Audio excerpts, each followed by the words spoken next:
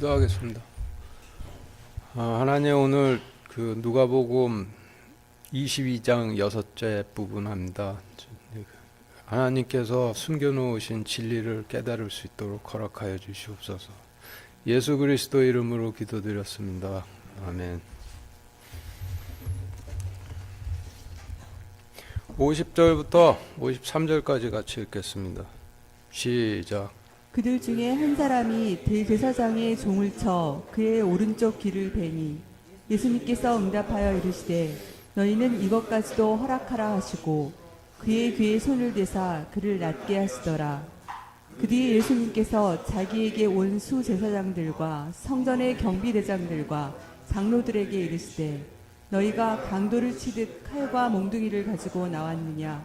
내가 날마다 너희와 함께 성전에 있었을 때에는 너희가 나를 치려고 손을 내밀지 아니하였도다. 그러나 지금은 너희 시간이요 어둠의 권세로다 하시더라. 제가 전에 설명드리기를 성경 말씀은 예를 든다면 꿈 이야기처럼 기록이 되어 있다고 설명을 드렸었죠. 꿈을 꾸면은 꿈 해석할 때 어떻게 해석을 해요? 상징적으로 해석하죠. 불을 보면 어떤 의미이고 물에 빠지면 어떻고 좋은 옷을 차려입으면 어떻고 이런 식으로 해석을 하는데, 성경 말씀도 말씀을 구성하고 있는 단어들이 상징적인 의미들을 갖고 있어서 단어들의 의미를 먼저 이해를 해야지만 그 의미를 알 수가 있어요. 그래서 지금 읽으신 말씀에서의 단어들의 의미를 먼저 찾아서 좀 정리를 해보면은 또 여러분들 가지고 계신 교재표 1과 같은데, 표 1 보시죠. 그들 중 한 사람이라 하심은 그 주님 통치권 안으로 들어오질 않고 주님 말씀을 듣고 마음으로 이렇게 그 말씀을 비판하던 그 제사장, 서기관, 바리새인들 중 어떤 자들을 상징을 하고, 그리고 둘째 줄 보시죠. 원래 대제사장과 백성의 관계에서 대제사장은 하나님의 약속을 백성들에게 뿌리는 남편이고, 백성들은 하나님의 약속의 씨가 뿌려지는 대제사장의 아내인데, 대제사장이 돈을 받고 말씀을 배반에 넘기고 율법으로 재판하는 사법권을 권력 삼아 아내된 백성들을 종으로 삼아버렸으니, 대제사장의 종이라 하시면 대제사장의 아내에서 종으로 전락한 백성들을 상징하게 되겠죠. 그리고 이어서 오른쪽 귀는 어떤 의미를 갖고 있는지 알아보기 위해서 레위기 8장 24절 같이 읽겠습니다. 시작. 아론의 아들들을 데려다가 그들의 오른쪽 귓불과 오른쪽 엄지와 오른쪽 엄지에 그 피를 바르며 또 그 피를 제단의 주위에 뿌리니라. 예, 지금 읽으신 말씀은 새롭게 제사장이 될 자가, 제사장이 돼서 성소에 들어갈 자가 오른쪽 귓불에 대속 건물에 피를 바르라 하신 명령에 따라서 모세가 새 제사장이 돼 성소에 들어갈 아론의 아들들의 오른쪽 귓불에 대속 건물에 피를 발랐다라는 말씀인데, 이 레위기 명령에 의한다면은 대속 건물에 피를 바를 오른쪽 귀가 잘려 없으면은 성소에 못 들어간다라는 뜻이 되는 것이죠. 그리고 성소는 하나님 왕국을 또 상징을 하는 것이고, 표 2 보시죠.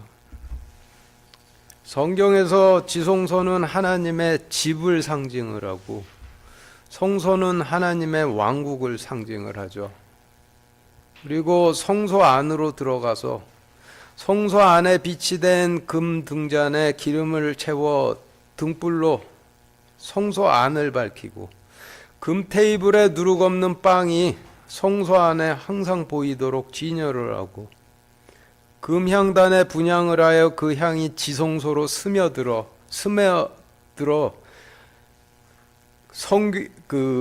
극률의 보좌에 이르도록 하는 일을 하는 제사장은 하나님 왕국 안에서 자신의 하나님 계명에 충성심을 붓고 그 빛으로 하나님 왕국 안을 밝히고 거짓이 들어가지 않은 말씀이 하나님 왕국 안에서 항상 들리도록 하고 제단으로 나아가 기도함으로 그 기도가 하나님 보좌에 이르도록 하는 일을 하나님 왕국의 백성들을 상징을 해요.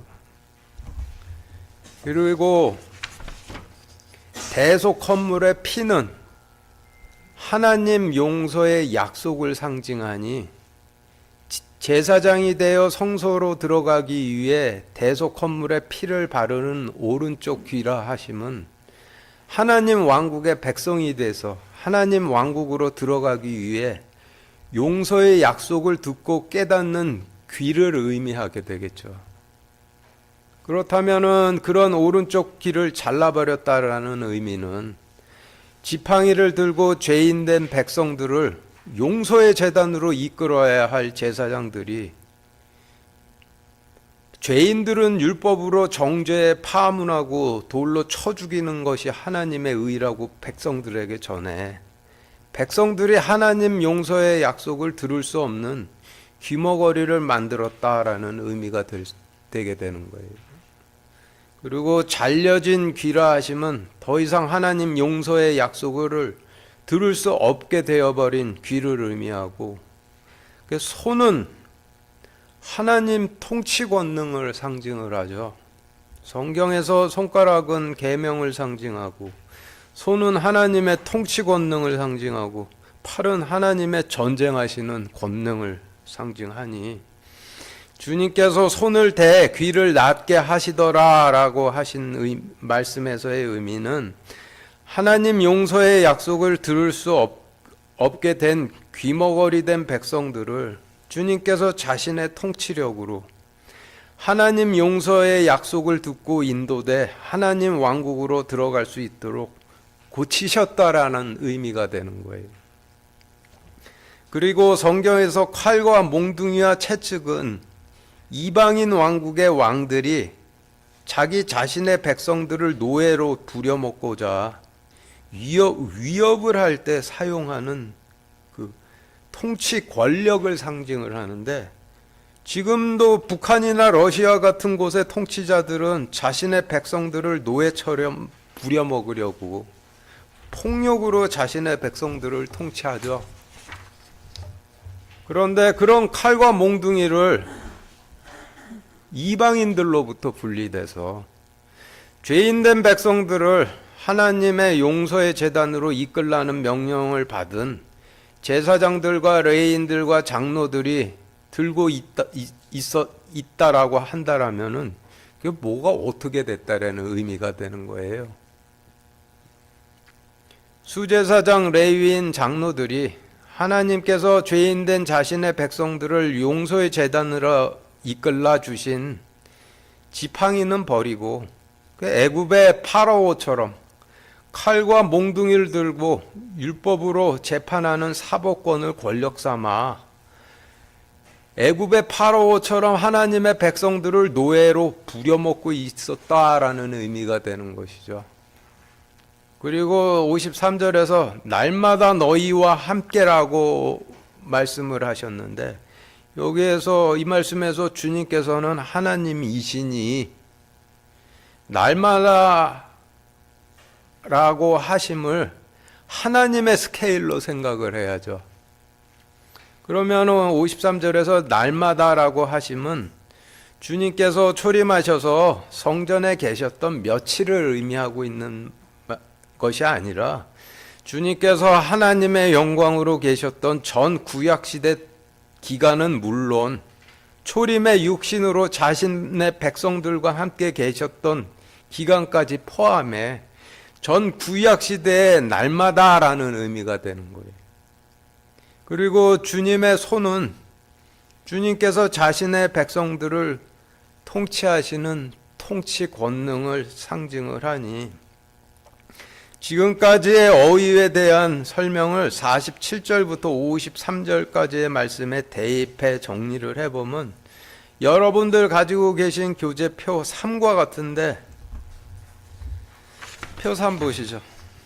50절부터 보면은 주님의 통치 안으로 들어오질 않고 주님 주변에 있던 제사장, 서기관, 바리새인들 중 어떤 사람들은 말씀을 배반해 넘긴 대제사장이 노예 삼은 백성들을 율법으로 정죄하고 파문하고 돌로 쳐 하나님 용서의 약속을 더 이상 들을 수 없는 귀머거리들을 만드니 예수님께서 응답하여 이르시되 너희 중에 죄 없는 자가 먼저 돌로 치라 하시고 종살이하며 하나님 용서의 약속에 귀머거리가 된 백성들의 귀에 자신의 통치 권능을 대사 그들이 하나님 용서의 약속을 듣고 하나님 왕국으로 들어갈 수 있도록 고치시더라.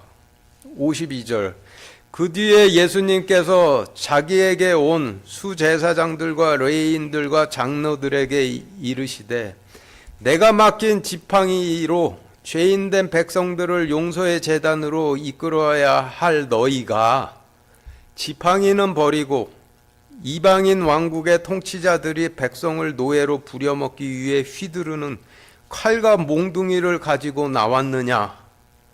내가 전 구약 시대 동안 날마다 너희와 함께 성전에 있었을 때에는 너희가 나를 치려고 통치 권력을 내밀지를 아니하였도다. 그러나 지금은 너희 시간이요 어둠의 권세로다 하시더라. 라는 의미로 정리가 되는데 50절부터 53절까지의 말씀을 간단히 정리를 해보면은 초림 당시 제사장들과 레위인들에 의해 율법의 취지가 어떻게 변질이 되었고 그리고 남편인 대제사장과 아내인 백성들의 관계는 또 어떻게 변질되었는지를 하나님의 관점에서 설명을 해주시는 말씀이 되는 것이죠. 54절부터 62절까지 같이 읽겠습니다. 시작. 그때 그들이 그분을 붙잡아 끌고 대제사장의 집으로 데리고 들어가니 베드로는 일찍이 떨어져서 따라가니라. 그들이 집회장 한가운데에 불을 피우고 함께 자리를 잡으매 베드로도 그들 가운데 앉으니라. 그런데 그가 불 곁에 앉을 때 어떤 하녀가 그를 보고 유심히 그를 바라보며 이르되 이 사람도 그와 함께 있었도다 하거늘 그가 그분을 부인하여 이르되 여자야 나는 그를 알지 못하노라 하니 조금 뒤에 또 다른 사람이 그를 보고 이르되 너도 그들과 한패라 하거늘 베드로가 이르되 사람아 나는 아니다 하더라. 1시간쯤 시간이 지나서 또 다른 사람이 확신 있게 단언하여 이르되 이 자는 갈릴리 사람이므로 진실로 그와 함께 있었느니라 하매 베드로가 이르되 사람아 내가 네게 무엇을 말하는지 알지 못하노라 하더라. 그가 아직 말할 때 즉시 수탉이 울더라. 주께서 돌이키사 베드로를 바라보시니 베드로가 그분께서 자기에게 하신 말씀 곧 수탉이 울기 전에 내가 나를 3번 부인하리라 하신 주의 말씀을 기억하고 나가서 비통하게 우니라. 예, 누가복음 22장 전체 말씀의 구성은 유다와 베드로의 대비 구도로 기록이 되어 있는데 유다는 마지막 유월절이 다가오니 주님 팔 준비를 한 자이고 반대로 베드로는 마지막 유월절이 다가오니 주님께 바칠 유월절을 준비한 자로 기록이 되어 있죠. 돈주머니를 맡았으되 돈주머니에서 돈을 훔치고 주님을 따르고는 있되 오히려 사탄에게 팔려 돈을 받고 주님을 배반해 팔고 주님께 입은 맞추되 칼은 숨기고 있는 유다는 성전을 맡았으되 성전 보고에서 돈을 훔치고 말씀을 따르되 사탄에게 팔려 돈을 받고 말씀을 배반해 팔고 입으로는 제단으로 나가 주님을 공경하는 척하나 주님께서 맡기신 지팡이는 버리고 율법으로 백성들을 위협해서 노예로 부려먹고 있던 구약시대의 제사장들 상징하죠. 반대로 그와 대조를 이루고 있는 주님을 따르며 주님께 바칠 유월절을 준비하되 사탄에게 밀가불리듯이 까불리면서 시험을 받고 있는 베드로는 말씀을 따르며 백성들을 제단으로 이끌기는 이끌되 사탄에게 시험받았던 제사장들을 상징을 하고 있는 거예요. 앞에서 읽으셨던 말씀들은 유월절이 가까이 다가오니 주님을 팔아먹을 준비를 하던 유다와 그의 무리가 주님께 칼을 가지고 나와 주님께 입을 맞추고 죄인들을 치리이까 말리이까 주님을 시험하고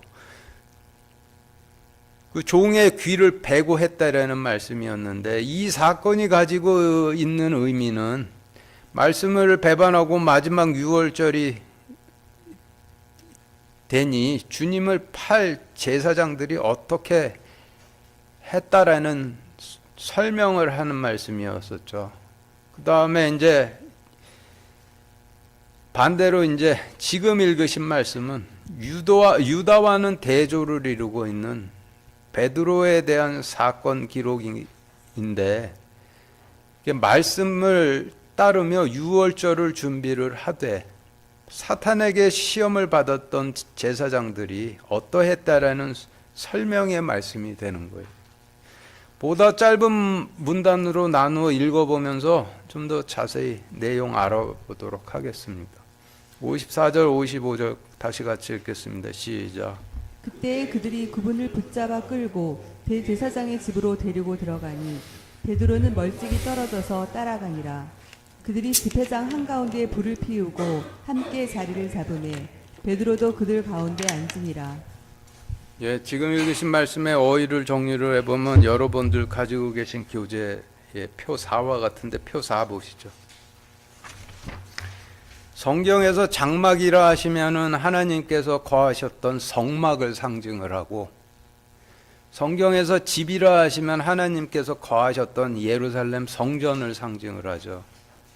그런데 사탄에게 팔린 대제사장이 성전을 차지하고 성전 꼭대기 자리에 앉아 버렸으니 주님께서 초림하셨을 때 주님께서 자신의 집이신 예루살렘 성전이 아니라 광야에 계셔야 했었죠.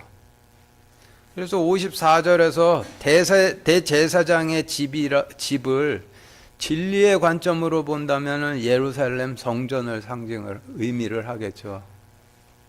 그리고 베드로는 대제사장이신 주님을 따르며 백성들을 제단으로 이끌어 유월절을 준비하되 사탄에게 밀가불리듯이 까불리던 제사장들을 상징을 하고, 그리고 54절에서 주님을 멀찍이 떨어져 따라가니라 라고 하신 말씀은 말씀을 따르며 백성을 제단으로 이끌어 유월절을 준비하던 제사장들이 주님을 따르긴 따르되 티나지 않게 멀찍이 떨어져 거리를 두고 따랐다는 의미인데, 그 이유는 말씀을 배반한 제사장들이 두려워서, 사람이 무서워서 티나지 않게 거리를 두고 따랐다는 의미가 되는 것이죠. 그리고 집회장 한가운데 불이라 하심은 대제사장이 되어버린 예루살렘 성전 집회장 한가운데 있는 불을 의미하니, 성전의 불은 제단이죠. 그래서 예루살렘 성전 제단에 헌물을 바치기 위해 피워놓은 불을 의미할 테고, 불을 피우고 자리를 잡으매라고 하시면 제사장이 성전 제단에 헌물을 바치기 위해 불을 피우고 자리를 잡았다라는 의미가 되겠죠. 이어서 베드로도 그들 가운데 앉으니라 라고 하신 말씀의 의미는 주님을 따르긴 따르되 사람을 두려워해 티나지 않게 거리를 두고 따르던 제사장들도 자신의 제사장 임무를 수행할 때 말씀을 배반한 제사장 무리들과 함께 했다라는 의미가 되는데, 말씀을 따르던 주님을 따르던 제사장들도 자신의 그 일 때문에 어쩔 수 없이 말씀을 배반한 제사장들과 함께 했다라는 의미가 되는 것이죠. 그래서 지금까지의 어휘에 대한 설명을 54절, 55절 말씀에 대입해 정리를 해보면은 여러분들 가지고 계신 교재 5와 같이 정리가 되는데,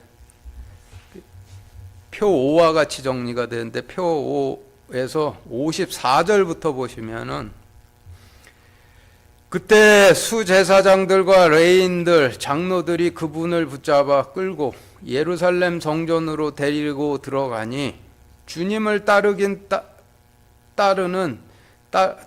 주님을 따르는 제사장들도 다른 사람들이 두려워 티나지 않게 거리를 두고 멀찍이 떨어져 따르니라. 그들이 예루살렘 성전 집회장 한가운데 있는 성전 제단에 헌물을 바치기 위해 불을 피우고 제사장 임무를 수행하기 위해 자리를 잡을 때 말씀을 따르긴 따르되 사람이 두려워 티나지 않게 거리를 두고 멀찍이 따르던 제사장들도 말씀을 배반한 제사장들과 함께 하니라 라는 의미로 정리가 돼요.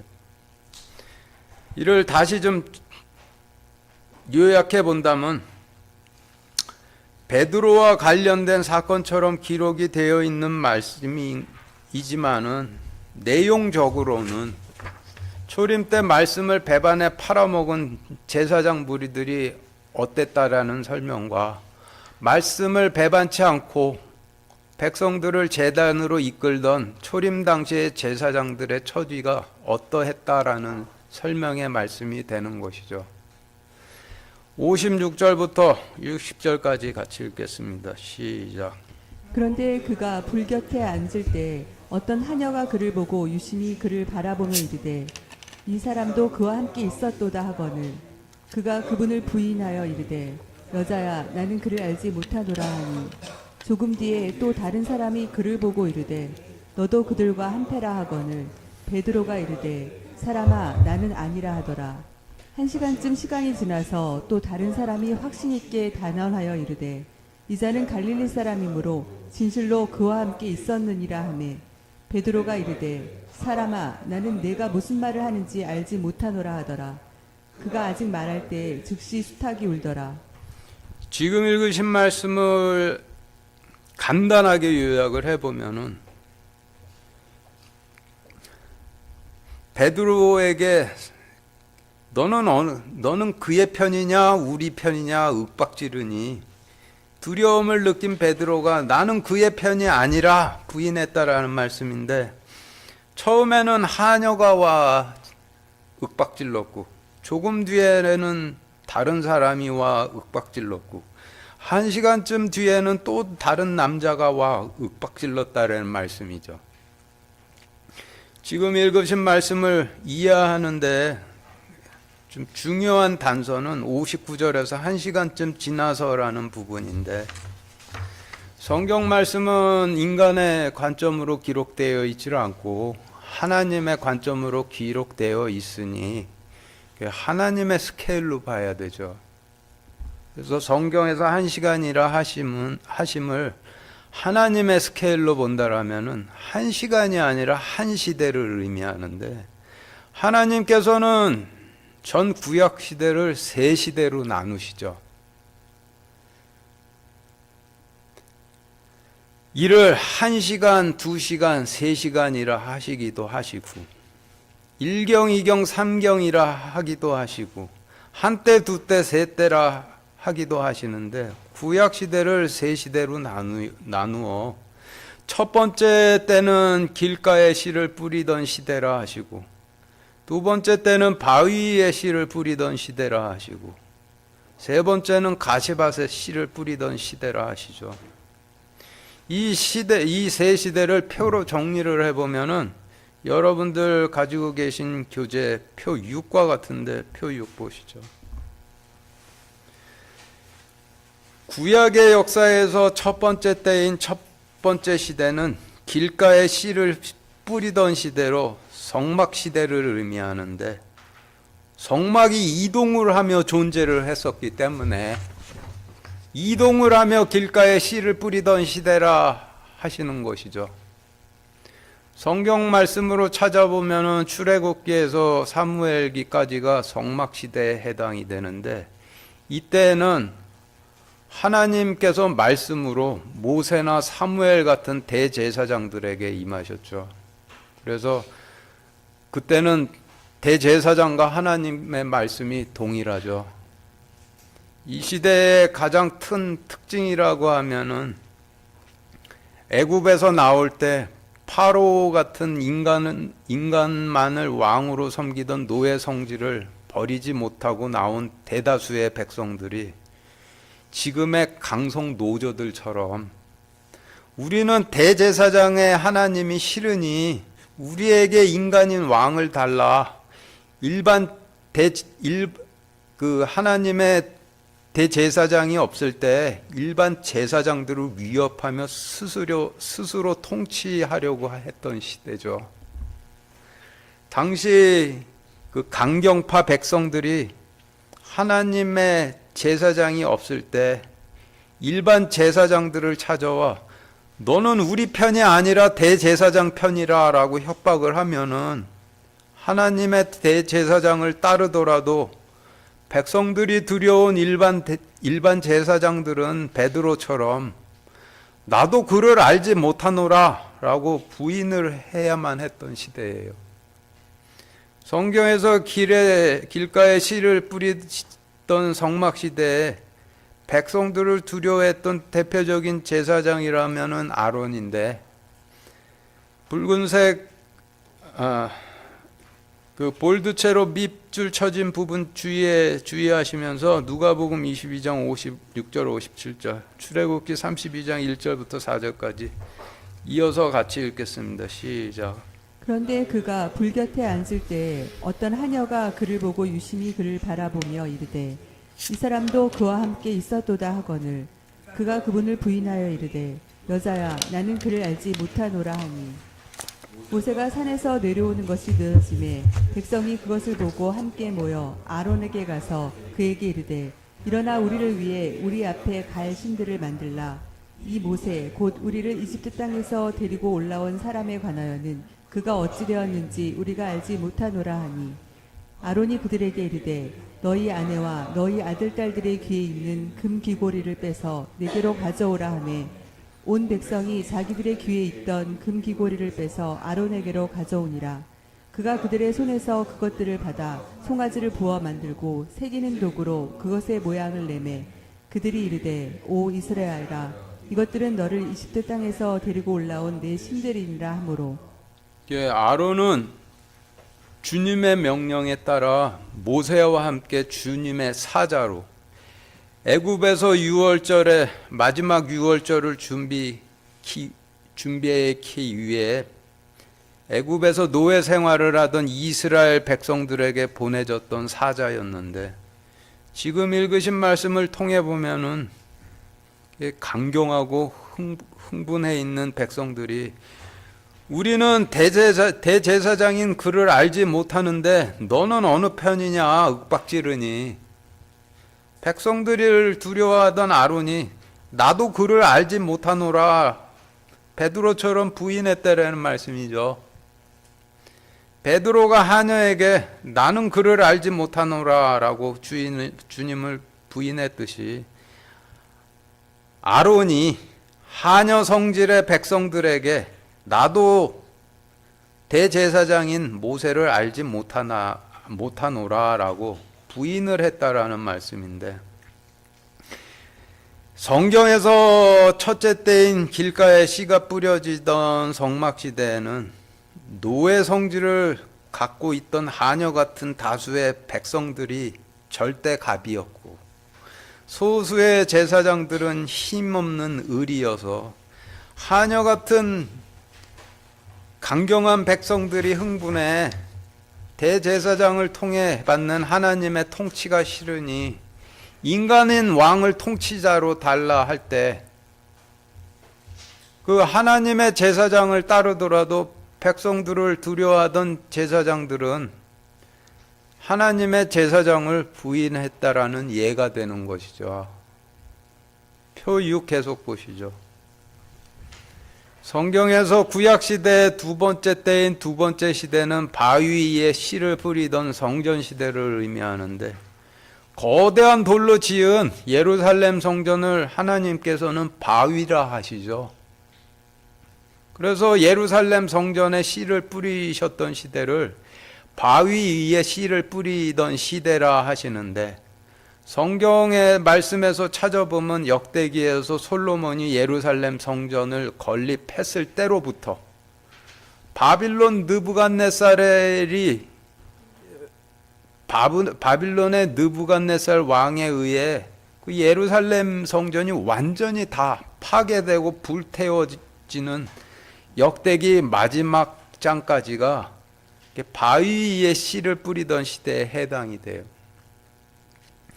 당시에는 하나님께서 말씀으로 엘리야, 엘리사, 이사야, 예레미야 같은 대언자들에게 임하셨었는데, 이 시대의 가장 큰 특징이라면은 백성들이 그토록 요구했던 인간인 왕들이 등장해 백성들을 통치를 했죠. 그런데 열왕기 역대기 말씀을 보시면은 하나님을 대신에 통치하며 하나님 약속의 씨를 뿌려 할 이스라엘의 왕들이 하나님을 배반한 완전한 독재자들이었고, 제사장들은 힘없는 완전 의리였죠. 그래서 당시 독재자인 왕들이 제사장들을 가만히 들여다보면서 너는 나의 편이 아니라 대언자의 편이 아니냐 추궁하면은, 하나님의 대언자를 따르더라도 왕을 두려워하던 제사장들은 베드로가 사람아 나는 아니라 라고 부인을 했듯이 왕이여 저는 아닙니다 라고 부인을 하던 시대였죠.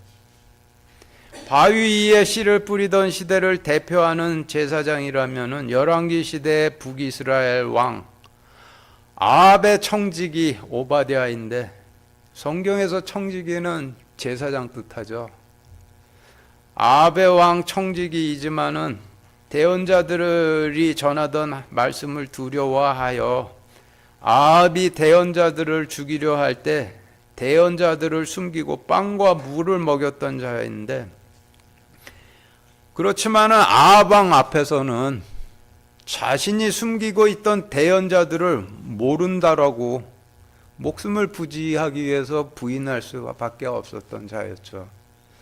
북이스라엘의 아합 왕 때 제사장 오바댜에 대한 말씀이 열왕기상 18절 7절부터 15절까지 같이 읽겠습니다. 시작.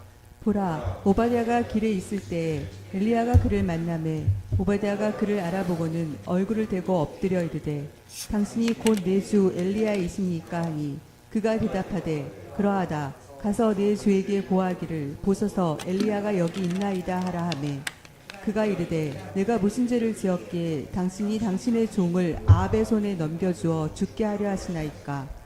주 당신의 하나님께서 살아계심을 두고 맹세하옵나니 내 주께서 당신을 찾으려고 사람을 보내지 아니한 민족이나 왕국이 없었는데, 그들이 말하기를 엘리야가 거기 없다 하면 그가 그 왕국과 그 민족으로 하여금 당신을 보지 못하였다고 맹세하게 하였나이다.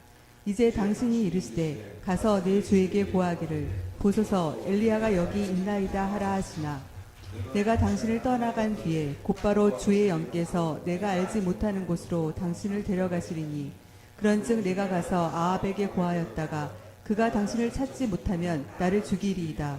오직 당신의 종 나는 어려서부터 주를 두려워하나이다.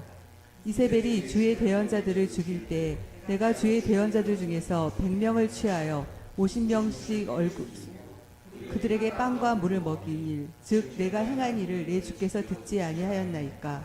이제 당신이 이르시되 가서 내 주에게 고하기를 보소서 엘리야가 여기 있나이다 하라 하시나니, 그리하면 그가 나를 죽이리이다 하매, 엘리야가 이르되 내가 서서 섬기는 만군의 주께서 살아계심을 두고 맹세하노니 내가 이날 반드시 나를 아합에게 보이리라 하니라. 지금 읽으신 말씀은 성경에서 두 번째 때라고 하시는 바위 위에 씨를 뿌리던 성전 시대에 대언자들이 전하던 말씀을 따르던 제사장에게 왕이 와 너도 대언자들과 한패라 하면은 베드로가 사람아 나는 아니라 부인했듯이 대언자들을 하나님이 두려워 대언자들을 따르지만은 왕도 두려워하던 제사장들이 왕이여 나는 아닙니다라고 부인을 했다라는 예가 되는 말씀이 되는 거죠. 계속 표 6 보시죠. 이어서 성경에서 세 번째 때인 가시밭에 씨를 뿌리던 시대는 율법 시대를 의미하는데 율법으로 서로 정죄하고 찌르는 때에 씨를 뿌리셨다 하여 가시밭에 씨를 뿌리던 시대라 하시는 것이죠. 성경에서 보면은 바빌론으로 포로로 끌려갔던 남유다 왕국의 백성들이 다시 약속의 땅으로 돌아온 느헤미야서로부터 주님께서 초림하셔서 십자가 제단을 열어주시기 전까지가 가시밭에 씨를 뿌리던 시대에 해당이 되는데 느헤미야서가 끝이고 바로 그냥 복음서로 이어지죠. 그 사이에 기록이 없죠. 이때는 가시밭에 씨를 뿌리던 시대의 마지막에는 주님께서 직접 오셔서 약속의 씨를 뿌리셨는데 이 시대의 가장 큰 특징이라면은 말씀을 배반한 대제사장들과 제사장 무리들이 율법으로 재판을 하는 사법권을 권력 삼아 중세 때 교황들처럼 말씀을 따르는 제사장들을 오히려 정죄하고 파문하고 돌로 치며 독재하던 시대여서 말씀을 배반한 대제사장과 그의 제사장들이 육신으로 임하신 주님을 따르려는 제사장들에게 내가 단언하건대 너는 갈릴리 사람이므로 그와 한패라 추궁하면은 주님을 따르고 싶어도 파문이 두려우면은 오늘 말씀에서의 베드로처럼 나는 당신이 무슨 말을 하는지 모르겠다라고 부인을 했던 시대가 되는 것이죠. 성경에서 이 시대를 대표하는 제사장이라면 니고데모가 되는데 니고데모에 관한 말씀인 요한복음 3장 1절 2절 같이 읽겠습니다. 시작. 바리새인 중에 니고데모라는 사람이 있었는데 그는 유대인들의 치리자더라.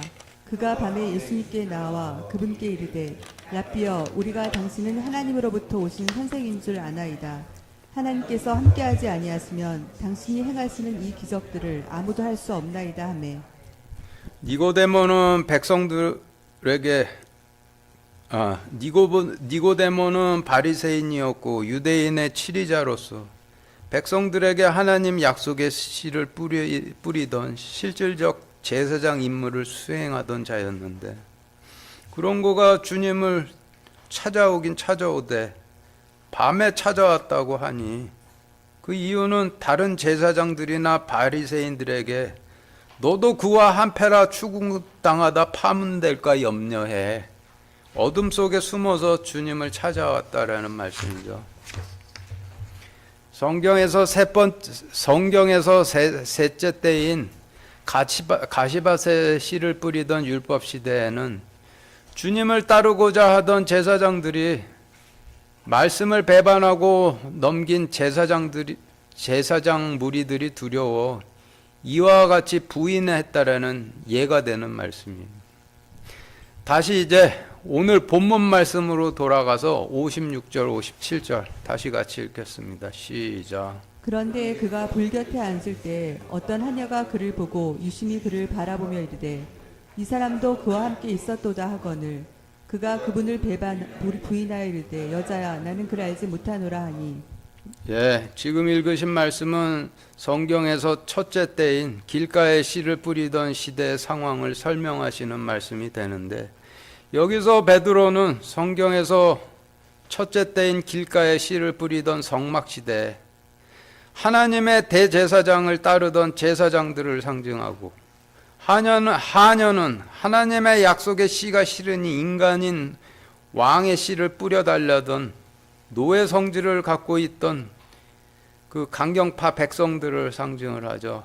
그래서 지금 드린 설명을 56절, 17절 말씀에 대입해 정리를 해보면은 여러분들 가지고 계신 교재의 표 7과 같이 정리가 되는데, 표 7 보시죠.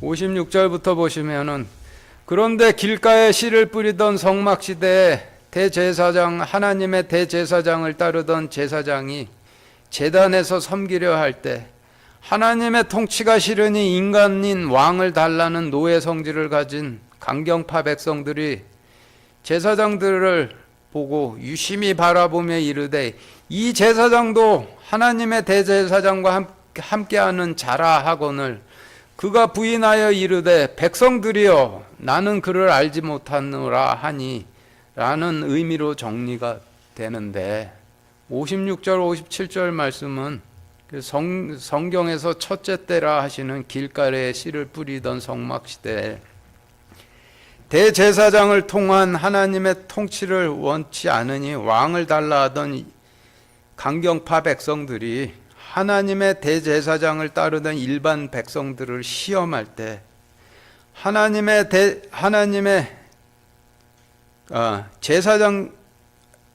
제사장들이 하나님의 대제사장을 이와 같이 부인했다라는 그 말씀이죠.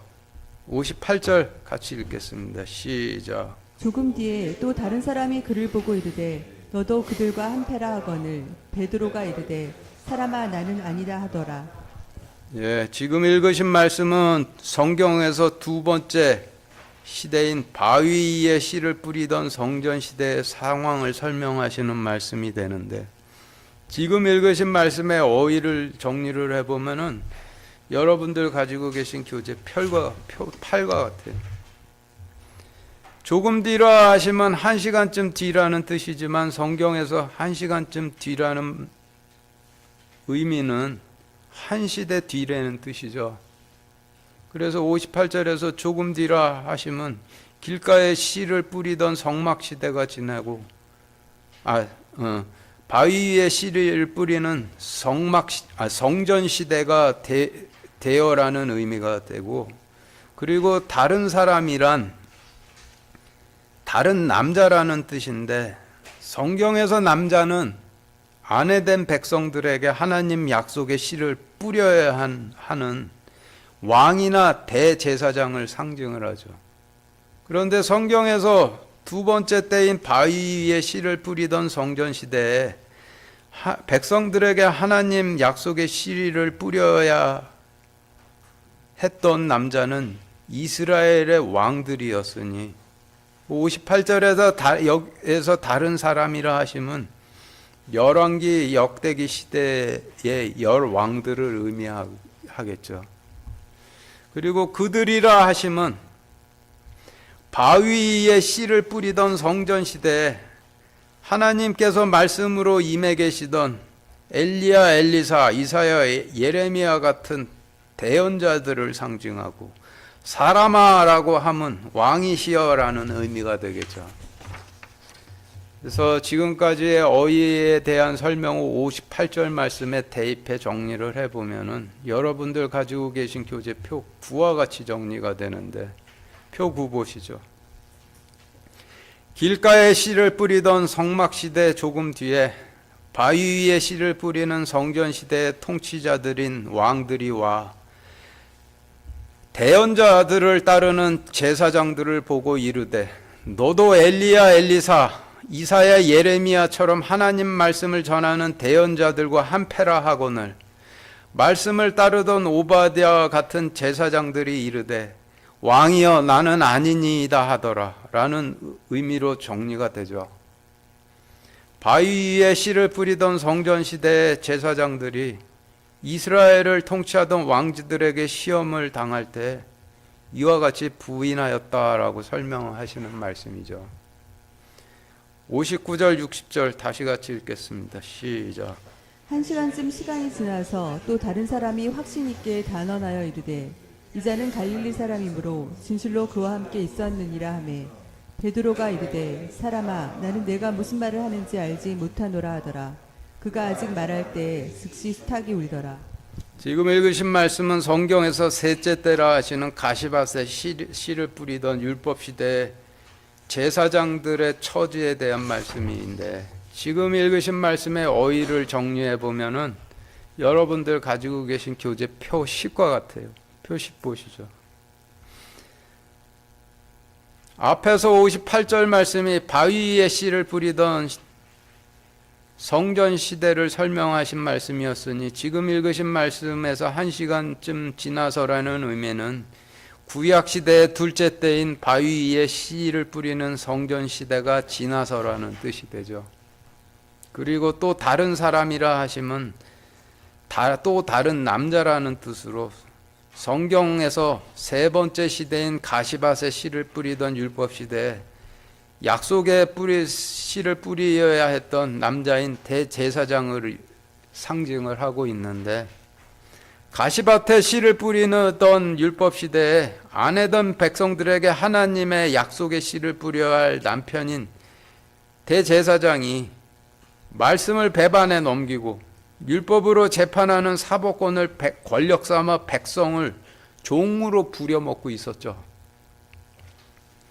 그리고 베드로는 육신으로 임하신 주님을 따르는, 초림 때 육신으로 임하신 주님을 따르는 제사장들을 의미하고, 수탉이 울더라라고 하시면 신약시대 아침이 밝아오더라라는 뜻이죠. 그래서 지금까지의 어휘에 대한 설명을 59절, 60절 말씀에 대입해 정리를 해보면 여러분들 가지고 계신 교재표 11과 같이 정리가 되는데, 59절부터 보면은 바위 위에 씨를 뿌리던 성전 시대가 지나서 가시밭에 씨를 뿌리는 율법 시대의 통치자 대제사장이 와 확신이 있게 단언하여 이르되, 이자는 갈릴리 사람이므로 진실로 그와 함께 있었느니라 하매, 주님을 따르고자는 하되 파문을 두려워하던 제사장들이 이르되, 대제사장이여, 나는 당신이 무슨 말을 하는지 알지 못하겠습니다 하더라. 그가 아직 부인할 때 즉시 신약시대의 아침이 밝아오더라라는 의미가 정리가 되는데, 가시밭에 씨를 뿌리던 율법시대에 주님을 따르고자 하나 대제사장의 파문을 두려워하던 일반 제사장들이 대제사장에게 말씀을 팔아넘긴 대제사장과 제사장들에게 시험당할 때 이와 같이 부인했다라는 것을 설명하시는 말씀이 되죠. 그래서 지금까지의 내용을 종합해 보면은 베드로가 주님을 3번 부인했다라는 말씀의 의미는 전 구약 시대 동안 주님께서 모세나 사무엘 같은 대제사장을 통해 임하셨건, 엘리야, 엘리사, 이사야, 예레미야 같은 대언자들을 통해 임하셨건, 육신으로 직접 임하셨건, 말씀을 따르고자 하던 제사장들이 시험 당할 때 전부 주님을 부인할 수밖에 없었던 환경에 있었다라는 것을 설명해 주시는 말씀이 되는 것이죠. 누가복음 22장 31절 32절 같이 읽겠습니다. 시작.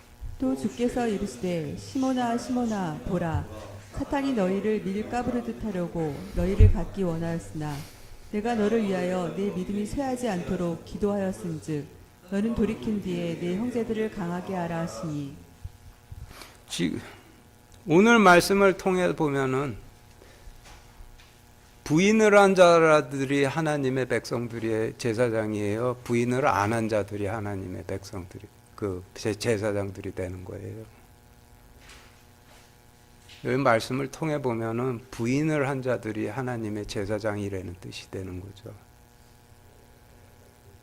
그래서 지금 읽으신 말씀은 말씀을 따르긴 따르되 자신들이 처한 환경 때문에 부인해서 실족할 수밖에 없는 위험에 항상 처해 있던 일반 제사장들과 백성들을 위해서 주님께서 그들의 믿음이 쇠해서 그들에게로 넘어가지 않도록 전 구약 시대 동안 항상 기도하고 계셨다라는 것을 설명하시는 말씀이죠. 그리고 그 다음에 이어지는 말씀은 부인을 안 하던 자들과 부인을 했던 자들과 이제 영원히 분리시키시는 일을 하시게 되는 거예요. 오늘 말씀 마치겠습니다.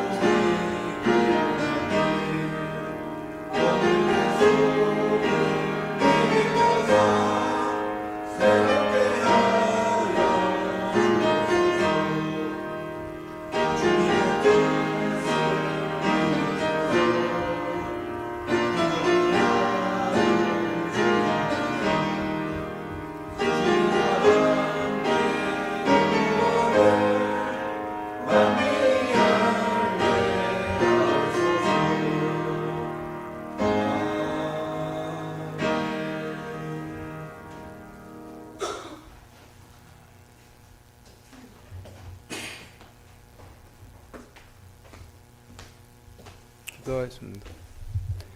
하나님, 저희에게 천국으로 들어가는 십자가 제단을 열어주심을 감사드립니다. 지금도 그 백성들을 십자가 제단으로 이끌기는 이끌되 그 사람을 두려워하는 그 과거의 제사장들이 있는데 하나님 그들을 위해서 주님께서 늘 기도하고 계시다는 것에 대해서 큰 위로와 격려가 됩니다. 하나님께서 철저하게 분리하여 주시고 그리고 하나님께서 분리된 백성들을 십자가 제단을 통해서 전부 다 하나도 빠짐없이 이끌어 주시기를 우리 주 예수 그리스도 이름으로 기도드렸습니다. 아멘.